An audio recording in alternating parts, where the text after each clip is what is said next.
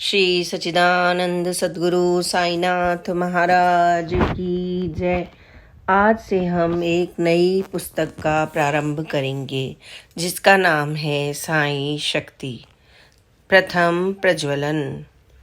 सुन मंडल में घर किया, बाजे शब्द रसाल, रोम रोम दीपक भया, प्रगटे दीन दयाल।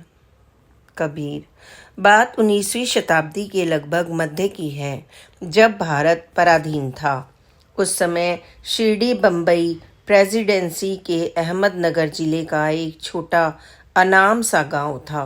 उसके दक्षिण में राहता और उत्तर में नीम गांव था। गांव से 8-10 मील दूर ही गोदावरी बहती थी। नदी के चिरंतन प्रवाह को छूकर आने वाली ठंडी स्वच्छ हवाएं नीम गांव के रास्ते सीधा शिरडी पहुंचती थीं। गांव में प्रवेश करते ही नीम, बरगद और पीपल के छतनार वृक्ष नजर आते थे। उन वृक्षों के नीचे बिछी पगडंडियां हरे भरे खेतों से होते हुए गांव के भीतर की ओर जाती थीं। गांव के चारों ओर घना जंगल था, जहां दिन के समय भी लोग आने जाने से कतराते थे। मुख्य बसावट के नाम पर गांव में मिट्टी के बने छोटे छोटे मकान और झोपड़े थे, जिनमें अधिकतर हिंदू परिवारों का वास था। कुछ एक मुस्लिम परिवार भी वहां पर रहते थे। उस रहवास क्षेत्र के बाहर थोड़ा खुले में छोटा सा बाजार था, जहां तांगों बैलगाड़ियों के साथ ग्रामवासियों का मजमा लगा रहता था। उस बाजार में ज्यादातर तेल और अनाज की दुकानें थीं। इक्का दुक्का दर्जी, नाई और मोची भी अपनी दुकान लगाते थे। वहीं प्रत्येक रविवार को हाट बाजार भी सस्ता था, जिसका ग्रामवासियों को विशेष इंतजार रहता था। रोजमर्रा की जरूरत की चीजें खरीदने के लिए वे उसी साप्ताहिक बाजार पर निर्भर थे। उस बाजार के बाहर का हवा पानी लेकर आए व्यापारी सौदा बेचने के साथ साथ देश और दुनिया के बारे में चकित और चमत्कृत कर देने वाली ढेरों खबरें भी सुना जाते थे, जो कई दिनों तक गांव में चर्चा का विषय बनी रहती थी। शिरडीवासी प्रारंभ से ही धर्म पारायण थे। उनके विश्वास और श्रद्धा के पात्र जो गाई, जाखाई, मरी आई, शनि, शंकर, अंबाबाई, मारुति और खंडोबा जैसे कई देवी देवता थे, जो पूरे भक्तिभाव से पूजे जाते थे। पंढरपुर, रामेश्वर एवं दक्षिण दिशा की ओर तीर्थ भ्रमण पर जाने वाले पदयात्री ज्यादातर विश्राम के लिए शिरडी में ही पड़ाव डालते थे। गांव में साधु फकीरों का आना जाना भी लगातार बना रहता था, जिनकी आव भगत करने में ग्रामवासी तन मन धन से रुचि लेते थे। गांव के लोग खेती किसानी पर निर्भर थे। पशुपालन का भी चलन था। गांव में आवागमन के साधन बहुत ही कम थे। केवल घोड़े, तांगे और बैलगाड़ी ही सहज सुलभ थे। ज्यादातर ग्रामवासी पैदल ही आसपास के गांवों में जाते थे। प्राचीन शिरडी में तीव्र चहल पहल और आपाधापी वाला जीवन व्यापार नहीं था। पूरे गांव की एक शांत मंथर जीवन लय थी, जो ग्रामवासियों के सुख दुख के साथ घुल मिल गई थी। सन 1850 से 1855 के आसपास का कोई स्वर्णिम दिन था, जब बाबा ने शिरडी की धरती पर अपना पहला कदम रखा था। उस दिन की तारीख तो किसी को याद नहीं, लेकिन लोक स्मृति में इतना जरूर संचित है कि बाबा जब पहली बार शिरडी में प्रकट हुए तब वे 16-17 वर्ष के किशोर थे, और यहाँ आने पर सबसे पहले उन्होंने एक नीम वृक्ष के नीचे आश्रय लिया था। वह नीम वृक्ष गांव के सिवान में खड़ा था और उसके चारों ओर का क्षेत्र प्राय निर्जन और वीरान था। उस वृक्ष क्षेत्र को नवागत किशोर ने अपनी सुंदर शोभन उपस्थिति से भर दिया, और एक उजाड़ उपेक्षित स्थान उसकी मौजूदगी से थोड़ा सजा सवरा और भरा पूरा दिखने लगा। पहले भले ही लोग उस स्थान की तरफ देखते भी नहीं थे, लेकिन अब आने जाने वालों की दृष्टि वहां जुड़ने ठहरने लगी थी। लोगों की रुचि उस वृक्ष को देखने में नहीं, बल्कि उस किशोर को देखने में थी, जो प्राय वहां अकेला बैठा रहता था, मगन मन और सबसे बेखबर। तब कोई नहीं जानता था कि अपने गहन एकांत में डूबा रहने वाला यह अजनबी किशोर एक दिन शिरडी की भूमि पर तीर्थ रचेगा और असंख्य लोगों की श्रद्धा एवं भक्ति का पात्र बन ईश्वर के रूप में पूजा जाएगा। बाबा की लोक यात्रा का पहला पड़ाव इसी नीम वृक्ष से प्रारंभ होता है। जब वे ना अनंत कोटि ब्रह्मांड नायक थे और ना ही सच्चिदानंद सतगुरु थे, वे सिर्फ एक अनाम अज्ञात कुलशील नवयुवक थे, सुंदर और सुदर्शन। घने घुंघराले बाल, लंबी गठीली देह यष्टि और तपे सोने का वर्ण लिए वह किशोर फरिश्ते सा पवित्र, प्रशांत और निष्पाप नजर आता था। तरुणाई से लबरेज उसके सुंदर सौम्य मुखमंडल पर तपस्या की दिव्य आभा दमकती थी। ऐसे सुहावने रंग रूप वाले तरुण तपस्वी को अकस्मात अपने बीच पाकर ग्रामवासी विस्मित विमुग्ध थे। गांव के नाना चौबदार की वृद्ध माँ ने बाबा के प्रथम दर्शन की हृदय ग्राही तस्वीर उतारी और अपने विस्मय का बखान करते हुए बताया, सर्वप्रथम एक अति रूपवान बालक नीम वृक्ष के नीचे समाधि में लीन दिखाई दिया। इतनी अल्प आयु में उसे ऐसी कठिन तपस्या करते देखकर ग्रामवासियों को बड़ा आश्चर्य हुआ। सर्दी, गर्मी, वर्षा की उसे किंचित भी चिंता न थी। इतनी कम आयु और ऐसा कठोर आत्मसंयम शिरडीवासी यह देखकर आश्चर्यचकित थे। किशोर काया का वह दिव्य प्रतिरूप सबके मन प्राण को आकर्षित करने लगा और देखते ही देखते वह गांव में चर्चा और कौतूहल का विषय बन गया। नीम वृक्ष के आसपास जहां पहले सन्नाटा पसरा रहता था, वहां अब लोगों की आवाजाही बढ़ गई। समीपवर्ती गांवों से भी लोग तांगों और बैलगाड़ियों में भर भर कर शिरडी पहुंचने लगे। कुछ लोग जिज्ञासा भाव से उस तरुण तपस्वी को देखने के लिए आते और कुछ भक्ति भाव से उसके दर्शन करने के लिए पहुंचते। सभी की आंखों में एक ही सवाल तैरता, कौन है यह किशोर? कहाँ से आया है? यह किसी विद्याश्रम का बटुक है या तपोवन का साधक? तीर्थ यात्री है या इंसान? इसका कोई कुल कुटुंब है अथवा यह ग्रह त्यागी है?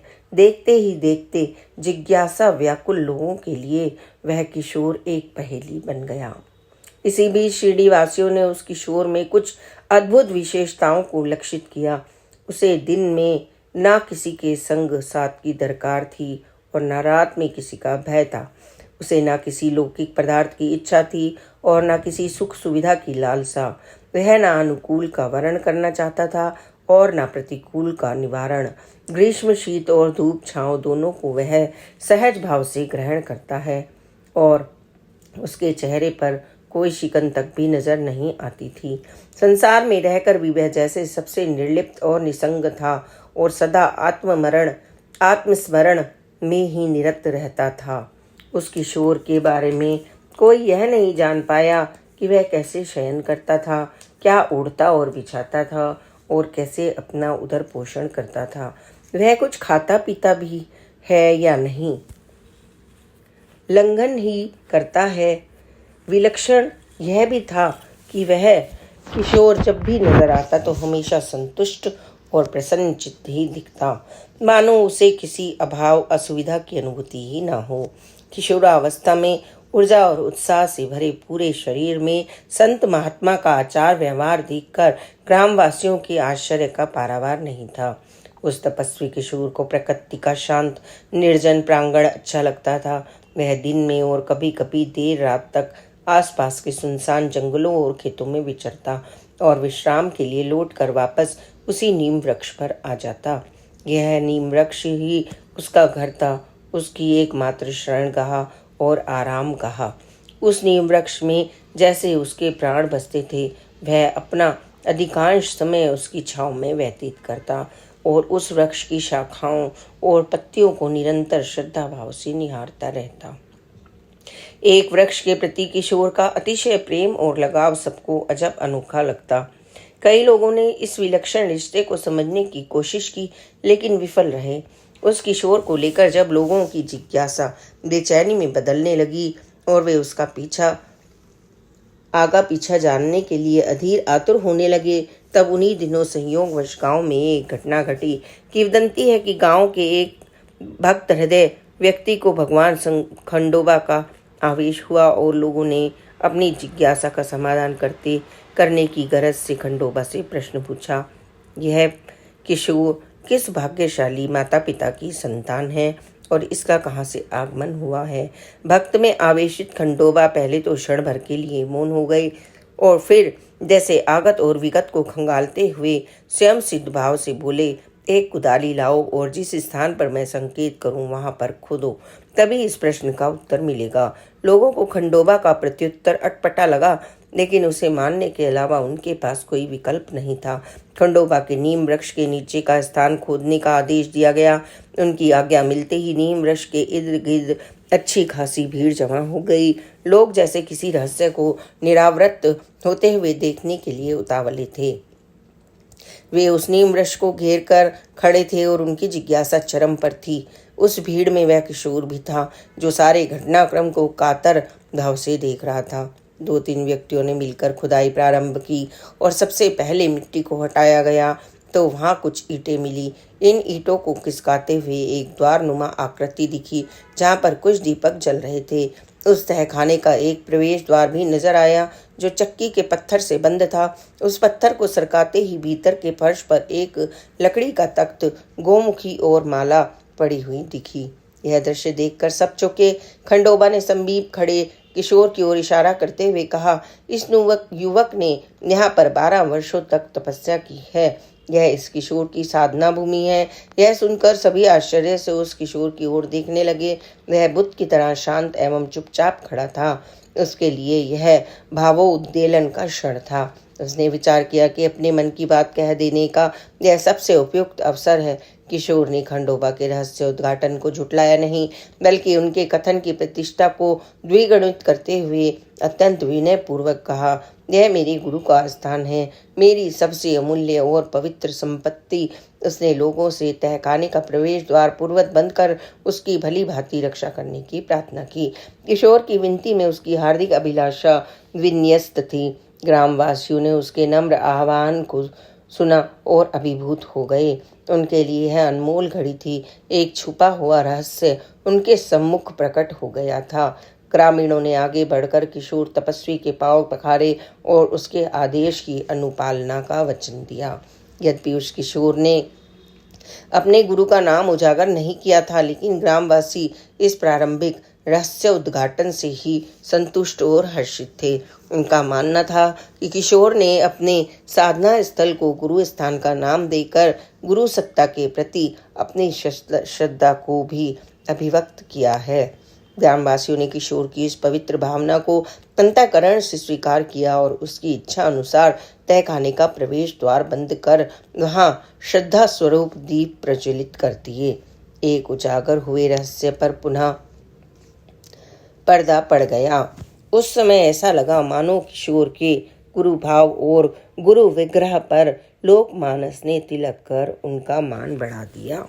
श्री सच्चिदानंद सद्गुरु साईनाथ महाराज की जय। Please like, subscribe and share this channel. Om Sai Ram, जय साई राम, ओम साई राम।